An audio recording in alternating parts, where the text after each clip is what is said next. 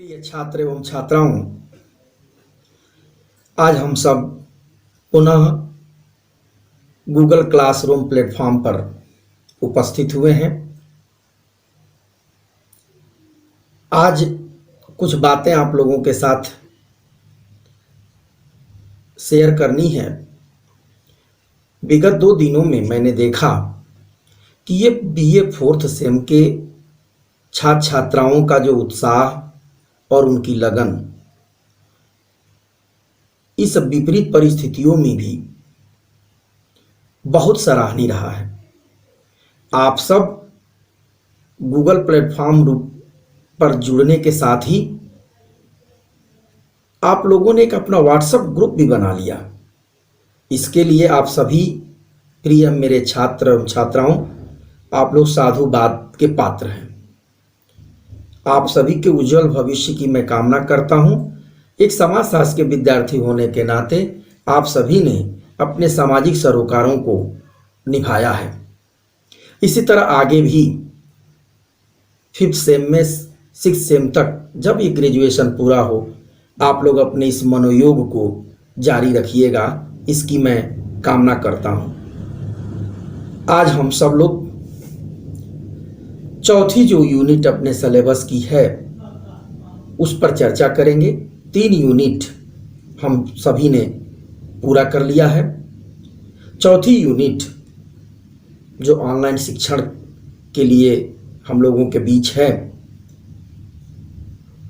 उस यूनिट का नाम है औद्योगिकरण, अर्थ एवं परिभाषा, भारत में औद्योगिकरण, औद्योगिकरण के कारण एवं आवश्यकताएं, और उसके बाद औद्योगिकरण का भारतीय समाज पर प्रभाव। मेरे प्रिय छात्र एवं छात्राओं, उम्मीद करता हूं कि आप सब स्वस्थ होंगे, मानसिक रूप से मजबूत हुए होंगे। मैंने आप लोगों के लिए ये कहा था कि इंडोर गेम्स खेलने की ज़रूरत है। वो पुरानी जो गेम की जो पद्धतियाँ थी हैं, उनके दादा दादी के साथ मिल कर के किस्से कहानियों को सुनने की जो ज़रूरत है, उसमें भाग लेने की ज़रूरत है। उससे आपका मनोबल बढ़ा है और आगे भी बढ़ता रहेगा। आप सभी लोग लॉकडाउन के नियमों का अनुपालन कर रहे होंगे, तो इस 4th यूनिट को भी पिछले यूनिटों की तरह 2 कक्षाओं में हम लोग समझने का प्रयास करेंगे। पहली जो आज की कक्षा है, इसमें हम आधे भाग को और अगली कक्षा में आधे भाग को पूरा करेंगे, और उसके बाद इस पर जो हमने एक जो नोट्स निर्मित किया है, कुछ महत्वपूर्ण बिंदु आप लोगों के लिए एकत्रित किया है, उसे भी अपलोड किया जाएगा। तो आप अपनी हम लोग बात प्रारंभ करते हैं। औद्योगिकरण नगरीकरण की ही प्रक्रिया का एक कारक भी कह सकते हैं और परिणाम भी कह सकते हैं। भारतवर्ष में औद्योगिकरण और नगरीकरण ये 2 प्रक्रियाएं प्रायः एक साथ जुड़ी हुई रही। जहाँ पर नगरीकरण हुआ वहाँ पर उद्योग भी अब बने, जहाँ उद्योग हुए वहाँ नगरीकरण भी हुआ, नगरों का भी विकास हुआ। तो ये दोनों प्रक्रियाएं सहसंबंधित हैं, एक दूसरे पर निर्भर हैं। अब एक परिभाषा के रूप में कि मशीनों द्वारा बड़े पैमाने पर उत्पादन कार्यों को संपादित करना, उद्योग धंधों का एक स्थान पर विकास होना, इस प्रक्रिया को औद्योगिकरण हम कहते हैं। तो भारतवर्ष में औद्योगिकरण की बात होने के पहले ये औद्योगिकरण की प्रक्रिया कहाँ से हुई? काम होता था 1748 ईस्वी में जेम्स वाट ने भाप के इंजन का आविष्कार किया। तो भाप के इंजन के आविष्कार होने से ऊर्जा के एक नए स्रोत का ज्ञात हुआ कि जो व्यापक रूप से वो एनर्जी कई कामों को कराने में और करने में सफल हुई। उस भाप के इंजन का उपयोग इंग्लैंड में जो कॉटन इंडस्ट्रीज थी मैनचेस्टर में और उसके इर्द गिर्द जो प्रतिष्ठान थे, उन्होंने मशीनों में इस ऊर्जा का उपयोग करना शुरू किया, तो लार्ज स्केल पर उत्पादन होने लगा। तो 1760 ईस्वी में इंग्लैंड में इंडस्ट्रियल रिवॉल्यूशन होता है, औद्योगिक क्रांति होती है, जहां मशीनों के का अधिक से अधिक मात्रा में उपयोग प्रारंभ हो जाता है। फिर वहीं पर पश्चिमी यूरोप के ही एक देश फ्रांस, वहां पर 1789 ईस्वी में फ्रेंच रिवॉल्यूशन होता है। तो तीन ये जो घटनाएं हैं, कुछ थोड़े थोड़े अंतराल पर, भाप के इंजन का आविष्कार, औद्योगिक क्रांति का होना और फ्रेंच रिवॉल्यूशन का आना, इसने पश्चिमी यूरोप की दिशा और दशा दोनों को बदल दिया। समाज की पूरी संरचना को ही इसने बदल दिया और तकनीक का जीवन के हर पहलू पर प्रभाव पड़ने लगा। ये चीज अब चूंकि उसी दौरान 18वीं शताब्दी में, 17वीं शताब्दी के बाद वाले कालखंड में भारत भी अंग्रेजों के उपनिवेश का हिस्सा बना, तो स्वाभाविक रूप से वो चीजें भारत में भी होनी शुरू हुई। तो पहली जो परिभाषा हम लोगों ने रखी कि एक ही जगह पर मशीनों के द्वारा जो कार्य संपादित होने लगा और उस कार्य होने से उत्पादन में भी बदलाव हम लोगों को देखने को मिला। दूसरी कि औद्योगिकरण में उद्योगों में बड़े पैमाने पर विकास की एक जो ये प्रक्रिया चली, जिसके अंतर्गत कोयला, तेल, प्राकृतिक गैस, टेलीकॉम, विद्युत, जल संसाधनों का प्रयोग, तो ये सारी चीजें जब एक जगह पर होने लगी तो उद्योगों का विकास होना शुरू हुआ। अब ये परिभाषात्मक रूप से इस बात को स्पष्ट होने के बाद कि औद्योगिकरण बड़े पैमाने पर उत्पादन को बढ़ाने के लिए एक ही जगह पर जब मशीनों का प्रयोग होने लगा, तो उस प्रक्रिया को औद्योगिकरण के रूप में हम सब परिभाषित करने लगे। अब औद्योगिकरण के कारण क्या थे या औद्योगिकरण कैसे हुआ, वो कौन कौन से एलिमेंट्स थे या कारक थे जिसने इस प्रक्रिया को तीव्र गति से विश्व के तमाम पटलों पर इसको ले आया। तो मशीनों का आविष्कार, तो हम लोगों ने अभी इस बात को किया कि 17वीं और 18वीं शताब्दी में विज्ञान और तकनीक का व्यापक रूप से प्रसार होने लगा, नई नई तकनीक आने लगी, मशीन आने लगे, तो हाथ से काम के साथ साथ उस कार्य क्षमता को और बढ़ाने के लिए मशीनों का भी उपयोग होने लगा। वाष्प चालित इंजन का आविष्कार, जिसका उल्लेख हम लोगों ने पहले ही अपने इंट्रोडक्टरी बात में रखी कि भाप का जो इंजन का आविष्कार हुआ, उससे रेल जो संचार के साधन के रूप में उसका विकास हो गया। तमाम जगहों पर उस स्टीम का उपयोग करके बड़ी बड़ी इंडस्ट्रीज बनाई जाने लगी।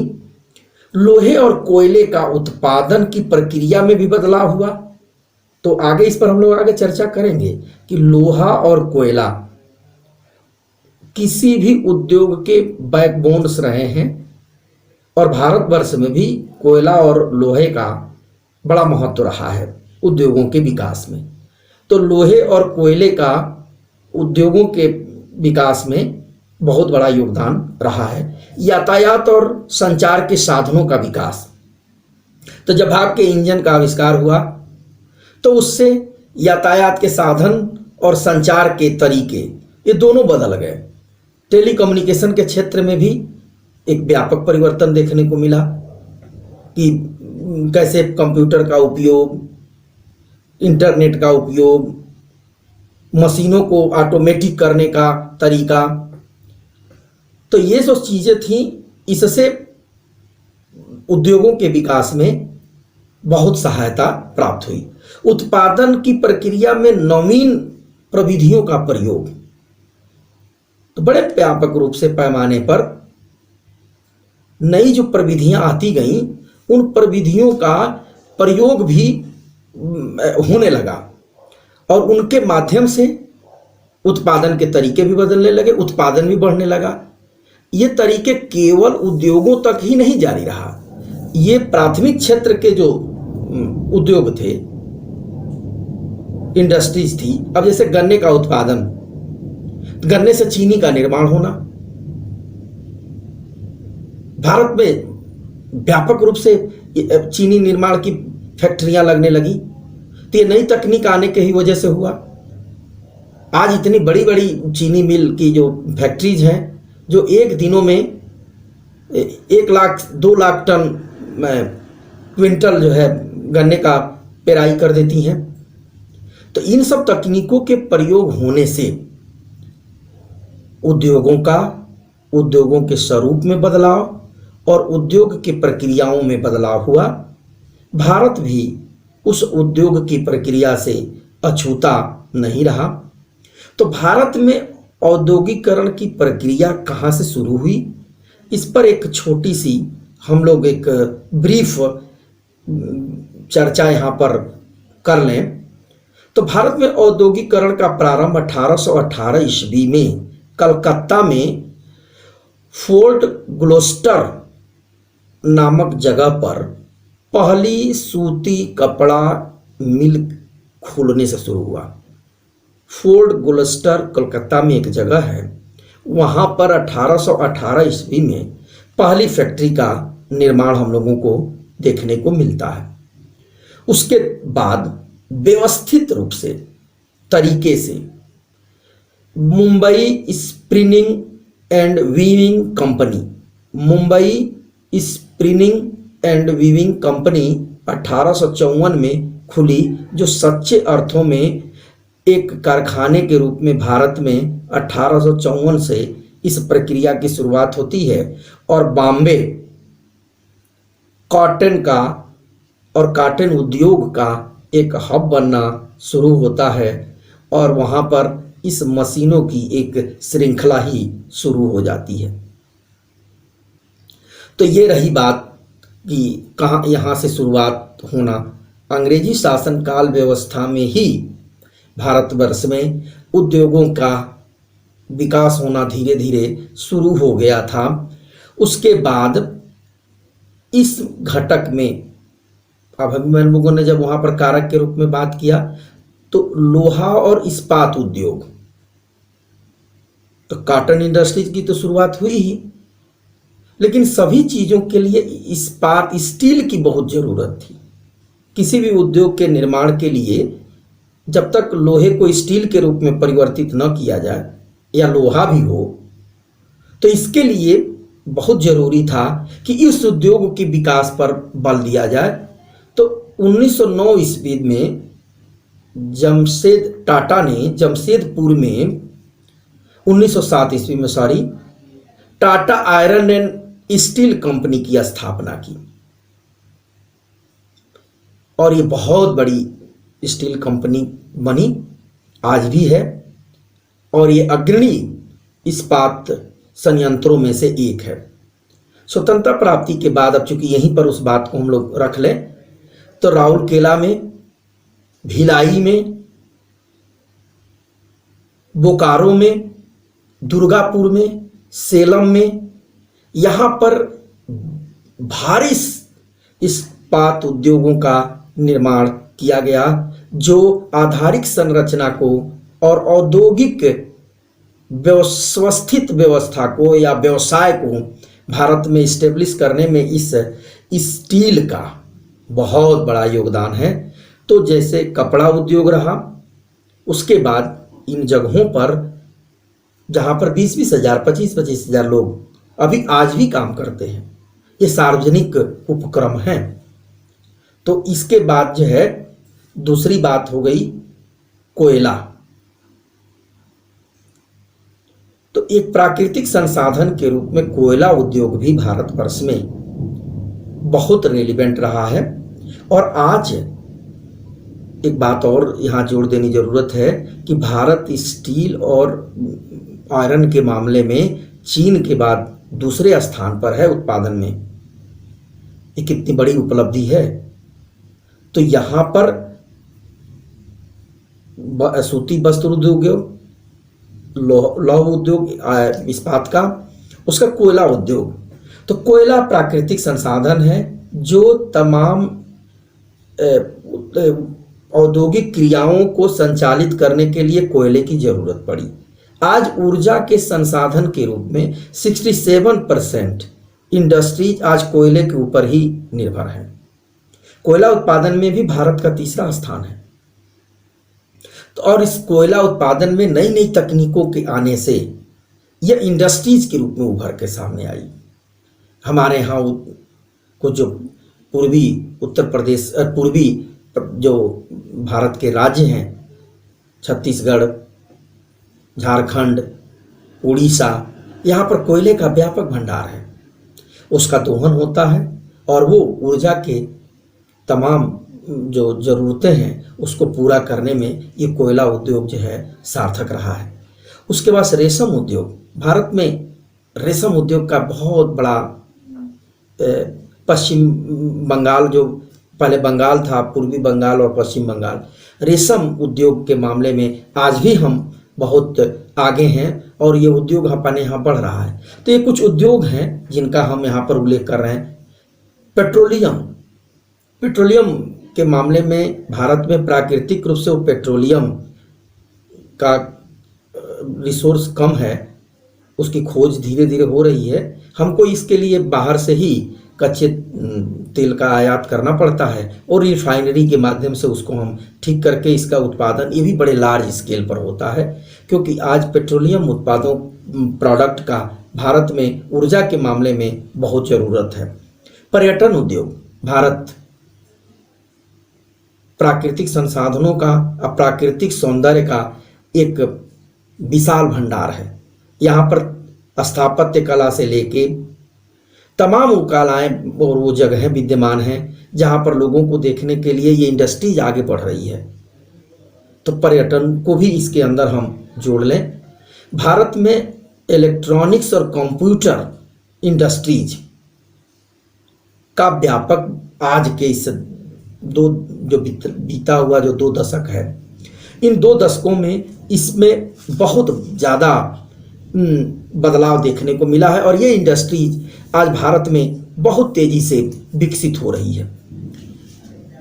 इस कक्षा में हम क्लास के अंदर अब अंतिम चरण पर हैं कि भारत में औद्योगिक नीति का विकास। तो स्वतंत्रता प्राप्ति के पहले तक जो ये इंडस्ट्रीज थी वो अंग्रेजी शासनकाल व्यवस्थाओं के अंदर हुई। उसके बाद 1956 में एक व्यापक स्तर पर औद्योगिक नीति का निर्माण हुआ और उस औद्योगिक नीति के तहत भारतवर्ष में उद्योगों के विकास पर बल दिया जाने लगा। उस औद्योगिक नीति की जो फिलॉसफी थी, जो फंडामेंटल, जो कोर इशू था, वो था भारी उद्योगों का विकास। इसलिए भारी उद्योगों के विकास पर बल दिया गया। जो ये प्रतिष्ठानों की बात हुई है, राउरकेला, भिलाई, दुर्गापुर, सेलम, इसलिए कि यहाँ पर रोजगार के एक जगह बहुत ज़्यादा अवसर उपलब्ध हो सके, क्योंकि दोनों स्थितियों पर भारत को मोर्चे पर चलना था कि आधारिक संरचना का भी विकास हो और कार्यशील जो श्रम है, जो जनसंख्या है, उसको भी रोजगार के अवसर उपलब्ध हों। ये तब दोनों स्थितियां तभी होंगी कि जब हैवी इंडस्ट्रीज का विकास हो। तो ये पहली जो औद्योगिक नीति थी, उस औद्योगिक नीति में भारी उद्योगों के विकास पर बल दिया गया।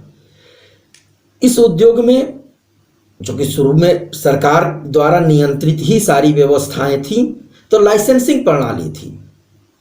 लाइसेंस के माध्यम से ही उद्योगों के विकास पर बल दिया गया। तो इस वजह से सार्वजनिक उपक्रमों के विकास पर बल ज़्यादा रहा। तो बड़े बड़े जो सार्वजनिक उपक्रम थे, आज भी नवरत्नों की बात होती है जिसकी चर्चा हम लोग कल की कक्षा में करेंगे। वो नवरत्न आज भी काम कर रहे हैं। उन नवरत्नों के अलावा भी बहुत बड़ी बड़ी सार्वजनिक उपक्रम हैं। उन उपक्रमों को बढ़ावा देने की बात थी। निजी क्षेत्र के भी लोगों को इसमें अवसर उपलब्ध था वो लाइसेंस के माध्यम से वो लोग अपना काम करते थे, लेकिन निजी क्षेत्र के लोगों के लिए अवसर की कमी थी। शुरुआती दौर में 80 में फिर से इस औद्योगिक नीति में बदलाव हुआ। अब मध्यम और मझोले उद्योगों के विकास पर भी बल दिया जाने लगा कि 2 करोड़ और 2 करोड़ या और 5 करोड़ के बीच की लागत से बनने वाले उद्योग भी भारतवर्ष में ज़्यादा विकसित हों, इस पर बल दिया जाने लगा। शुरुआती दौर में जो भी उद्योग लगते थे उस उद्योगों में सरकार का या सरकारी नीतियों का नियंत्रण ज़्यादा रहा। तो आज यहाँ पर इतनी बात हम करते हैं।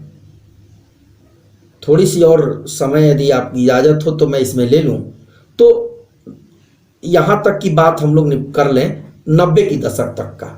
उसके बाद आगे की चीज़ों पर हम लोग कल चर्चा कर लेंगे। तो 90 के दशक तक आते आते जो ये औद्योगिक नीति थी, ये अर्थव्यवस्था को बूस्टर देने में कहीं न कहीं शिथिल होती गई। वो स्थिति नहीं रही कि ये आर्थिक क्रियाकलापों को उस रूप में परिवर्तित कर सके। और 90 का दशक आते आते 89 और 90 के बीच में पूरे विश्व में कई तरह के बदलाव हुए। उद्योग का स्वरूप बदल गया, तकनीक बदल गई, विश्व की सीमाएं टूटती चली गई, संचार के माध्यमों का अलग तरीके से विकास होने लगा। इसके कारण भारत उससे बिल्कुल अपने को अछूता नहीं रख सकता था। एक परिदृश्य आपके सामने रखूं तो 1986 और 87 में भारत का जो विदेशी मुद्रा भंडार था वो 8151 करोड़ रुपया था। 8151 यानी 8151 करोड़ रुपया। अब आप उसको सोचिए, वो बढ़ना चाहिए था तो 89 और 90 की स्थिति में आकर के 6252 करोड़ रुपया हो गया। तो यानी इसमें विदेशी मुद्रा भंडार जब कम हुआ तो निश्चित रूप से भारत पेट्रोलियम उत्पादों के मामले में तमाम सारी चीज़ों के लिए उसको आयात करना होता है। तो ये जब भंडार ही कम होने लगा, स्थिति ये आ गई 89 और 90 के बीच में कि मात्र 10 दिन के सामान खरीदने आयात करने के लिए भारत के पास भंडार की स्थिति थी। उससे उबरने के लिए भारतवर्ष में 90 के दशक के बाद जब नई फिर सरकार हुई पीवी नरसिम्हा राव जी के नेतृत्व में, तो उसने इस आर्थिक परिदृश्य को बदलने का प्रयास किया। और वहाँ से भारतवर्ष में, और वो बदलने की जरूरत क्यों पड़ी, कुछ बिंदु हैं जिसको जानने की जरूरत है। वो सीधे सीधे उद्योग को प्रभावित कर रहे थे या औद्योगिक क्रियाओं को प्रभावित कर रहे थे और विकास के तमाम सारे मापदंडों को प्रभावित कर रहे थे। राजकोषीय घाटा बढ़ता चला जा रहा था। राजकोषीय घाटा सकल घरेलू उत्पाद का 5.4% हो गया था। ये बहुत बड़ी बात थी। उसको रोकने की जरूरत थी क्योंकि विकास के कार्य प्रभावित हो रहे थे। भुगतान संतुलन का संकट, जिसको मैंने अभी बात की कि 86 87 में कितना था, 89 और 90 में क्या स्थिति हो गई थी कि 10 दिन के लिए भी भुगतान संतुलन की स्थिति को नियंत्रित करने की स्थिति नहीं थी। मुद्रा भंडार में गिरावट हो गई। आज भारत में 2019 और 20 में रिकॉर्ड उच्च स्तर पर 446.09 अरब डॉलर भारत के पास इस समय मुद्रा भंडार है। तो उस स्थिति तक आने के लिए ये बदलाव हुए और इसका बहुत बड़ा अंतर पड़ा। कीमतों में इजाफा हो रहा था, महंगाई दर बढ़ रही थी, सार्वजनिक उपक्रमों का प्रदर्शन लचर होता जा रहा था धीरे धीरे, और सरकारी नियंत्रण के कारण ऐसी स्थिति बन रही थी। अंतर्राष्ट्रीय दबाव था। तो प्रिय छात्र छात्राओं, तो ये एक विकास क्रम को हमने आपके सामने रखा नीतियों का कि 1956 में भारत में उद्योगों को व्यवस्थित करने के लिए एक व्यापक नीति बन के आई। उस नीति का व्यापक प्रभाव भारतीय संदर्भ पर पड़ा।